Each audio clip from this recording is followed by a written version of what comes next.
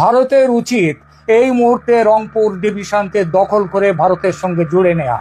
আর মনে রাখতে হবে, এই বিশাল রাম মূর্তি এবং সনাতন ধর্মীয় কমপ্লেক্সটি তৈরি হচ্ছে সেই রংপুর ডিভিশনে। আরো একটি কথা বলি, ভারত সরকার এই যে শিলিগুড়ি করিডোরের যে অংশ, ওই অংশকে পশ্চিমবঙ্গ থেকে বিচ্ছিন্ন করে ভারতের সাথে যুক্ত করার কথা বলছেন।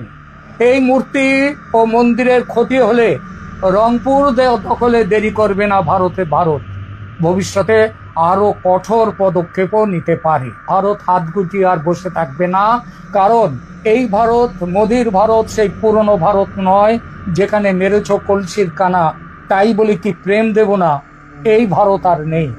সবচেয়ে বড় কথা, বাংলাদেশের রাম মূর্তির গায়ে হাত পড়লে তার প্রতিক্রিয়া ভারতের জনগণের মধ্যেও নিদারুণ হবে, এটা বললে একদম ভুল নেই।